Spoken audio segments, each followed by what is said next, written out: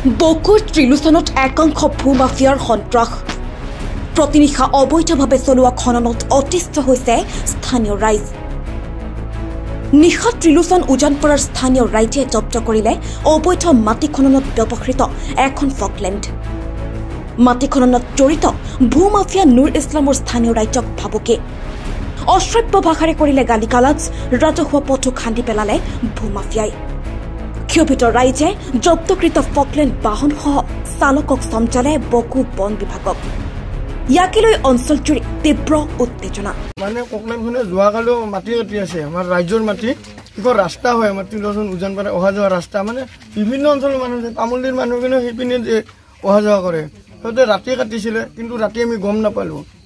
আজি ঠিক 8টা বজাৰ পৰা আৰু কাটিব আৰম্ভ কৰিছে তেতিয়া আমি যাই ধৰিলোঁ ধৰাৰ পিছত ড্ৰাইভাৰজনে কৈছে নুৰ ইছলামে বোলে মাটিটো কাটিব দিছিলে ক'ত ক'ত তেখেতৰ নুৰ ইছলাম পৈৰাঘাট ঘৰ মানে তেওঁ আনিছিল নেকি নুৰ ইছলামে আনিছে ড্ৰাইভাৰজনে কৈছে নুৰ ইছলামে আনিছে বোলে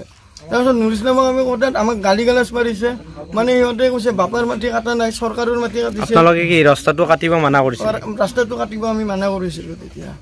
মানা কৰোঁতে আপোনালোক কি বেয়াকৈ গালি মাৰিছে সি কৈছে বাপেৰ সম্পত্তি নেকি আমি কাটিম চৰকাৰৰ সম্পত্তিহে কাটি আছোঁ চৰকাৰে কৰিব আমাক যি কৰে তেতিয়া আমি উপায় নাপাই ফৰেষ্টক গতাই দিলোঁ আৰু গাড়ীখন লাষ্ট টাইমত কৈ দিলে আৰু আমাক চাই ল'ব আৰু পৌৰেঙাৰ গাঁৱৰ মাজেদি গ'লে নুৰ ইছলামে এনেকৈ দম দিছে আৰু আমাক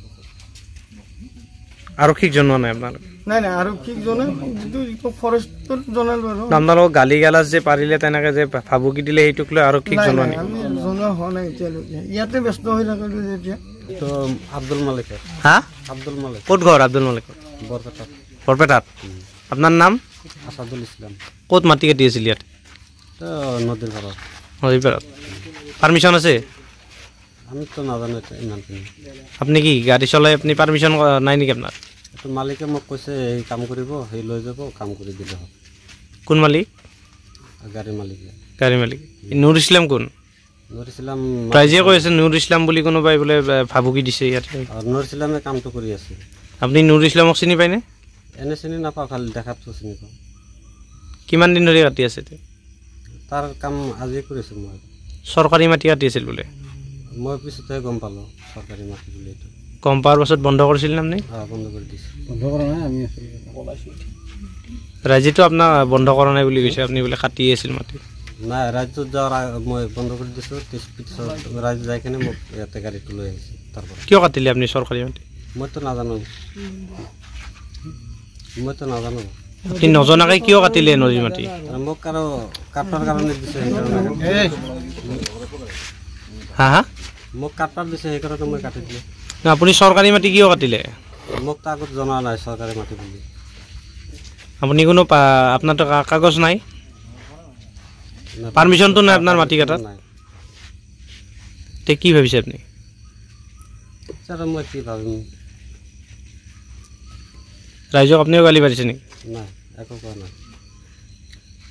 এতিয়া ফৰেষ্টক দিলে গাড়ীখন এতিয়া মালিকক যোগাযোগ কৰিছে নে আপুনি যোগাযোগ কৰিছিলোঁ আহিব দিছিলোঁ সেই বুলি কৈ আছে আহিম দিছোঁ মানে নুৰ ইছলাম মোৰ লগত যোগাযোগ নাই আপুনি শুনিছিল নে ৰাইজক গালি পৰাটো নুৰ ইছলামে গাড়ী পৰাটো নাই মই তেতিয়া মেচিনটো লৈ আহিলে ৰাজি মানুহ মই মিচিঙতে আছিলোঁ সিহঁতৰ লগত হাল্লা হৈছে কিন্তু মই ইমান শুনা নাই